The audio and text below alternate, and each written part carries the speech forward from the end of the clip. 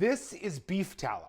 It is both the newest and the oldest cooking trend there is. Whether it's the dangers of seed oils or just the overall increase of prices at the grocery store, it's time for us to start using all the products that we buy. Not just the meat, but the fat that comes from the meat. Not just the meat, but the bones. We need to use all of it. Remember when your grandma used to like save everything? Well, that is what we need to get back to. I think my grandma, like, she would clean aluminum foil, flip it over, and reuse it. That's what we need to get back to, especially in these economic times. Let's make everyone's grandmas happy and learn how to make some beef tallow. Let's go. Beef tallow is really just rendered beef fat. Historically, it comes from the fat around the kidneys of the cow. But you know what? You can still get a very similar product by using the scraps that we have from our meat butchery projects. We're gonna take that hard fat off of those ribeyes and strips and briskets, and we're gonna render it down and make delicious beef tallow. This animal fat is gonna give you that extra oomph in your cooking. You're gonna cook a steak in beef fat and it's going to be amazing. You'll thank me later. I'm gonna go deep in my freezer. I'm gonna find the bag of beef fat trimmings, and then we're gonna process it up, and I'm gonna show you every step of the way. So let's get to it. All right, so I went to the freezer and got my packet of beef fat. Now I know that's kind of weird, but in my household, I got bags of beef fat and beef trim everywhere. So this is actually from a brisket trim that I did not too long ago. Put it in a bag, put it in the freezer, saved it for later. I tried to separate the parts that have a lot more meat on them. That's what I'm gonna use for ground beef. And then this, where it's just the fat, we're gonna use that for beef tallow. So first thing we're gonna do is just take each piece and kind of cut it into manageable pieces. If you're gonna use a meat grinder, which I'm gonna show you two methods, a meat grinder and a food processor. If you're gonna use either one of the food processor or the meat grinder, you're gonna wanna cut these into about 1-inch pieces, and then those will be suitable for the grinder. You can use any hard fat from any one of the projects that we've been doing, whether it's for ribeyes, strips, anything you can think of that just that white hard fat, that's what we want. If you get a little bit of meat scrap in there, it's not the end of the world. It's gonna be just fine. Just want to get mainly beef fat.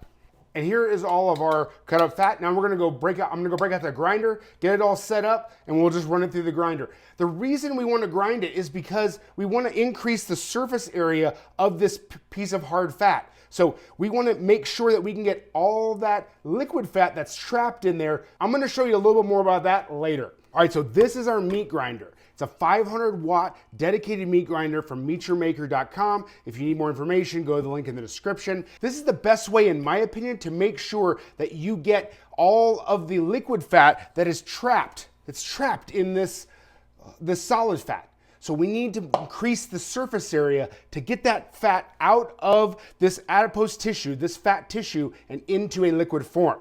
So to increase the surface area the most, we put it through the grinder. If you don't have a grinder, stick with me 1 second and I will show you another method. So just hang out.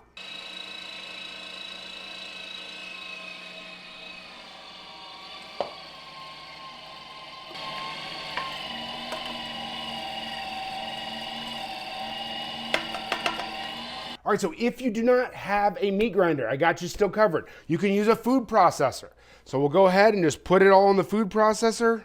Again, we're just looking for obliterator. We're not looking for any kind of like fancy cuts or exact cuts. Just go ahead and give it a couple pulses.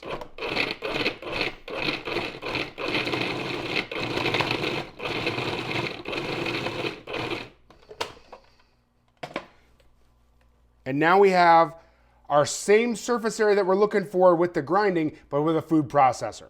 All right, so we're gonna put all of our beef fat that's been ground up in our pot. Now we're gonna add water to this. Now I know what you're thinking, why would you add water to this mixture? We want to gently coax out the liquid fat from the hard fat. Now, we do that by adding water. If we don't do that, you're gonna saute it and you're gonna crisp it up. Think of it like a pork rind or a crackling. We want it to happen slowly and without caramelization. So we're gonna add just enough water to cover the top. Give it a little stir. Then we're gonna put it on medium heat and just let it boil away. Let's go over some frequently asked questions about beef tallow. If I don't have lots of beef fat lying around, what do I do, or where do I get it?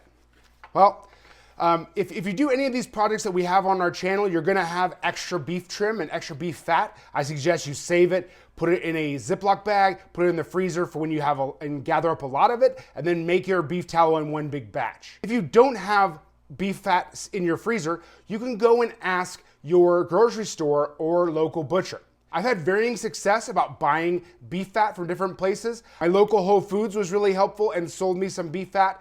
My local butcher shop, if you call in advance, they'll save some for you. I even heard on TikTok that like some guy, I don't know where it was, but some guy went to a Costco and got beef fat for free. I have not tried that yet, but I need to try that and see. I did also hear that that is a rare occurrence in Costco. So I don't know. That's not like a policy or anything.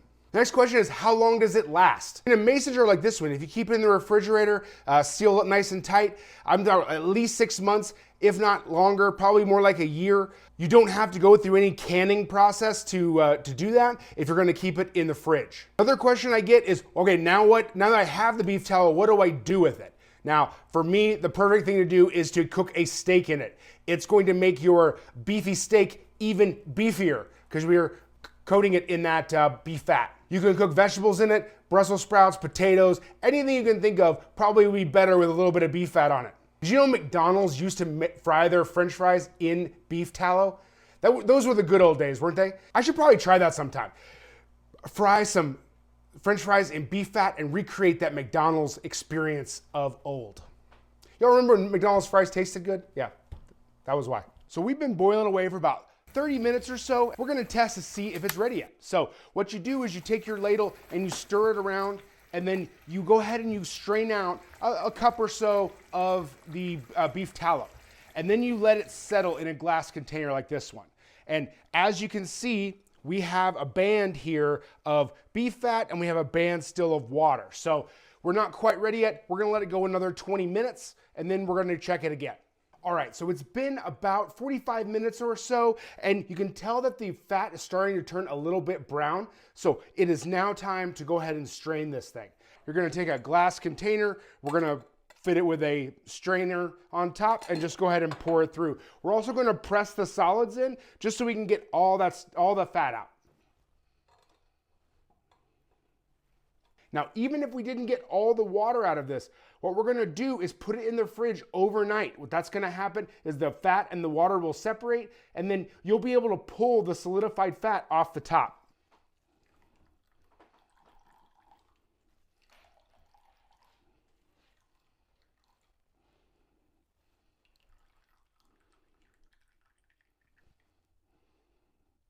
So here we have our beef tallow. We're gonna, again, set this overnight in the refrigerator, let that separate and solidify so we can go ahead and remove the water and the fat tomorrow. All right, it is the next day, and now we have our beef tallow that is completely solidified. We refrigerate all night long, and you can see the difference in the two bands. So we have the water down here, and we have the hard fat right here. So all that's left now is to separate those two. We're just gonna take the paper towel right here, and then we're gonna take a small knife and go around the edge, going all the way around. Grab a spoon and we'll get underneath it, and then just pull the fat right off the top of the water.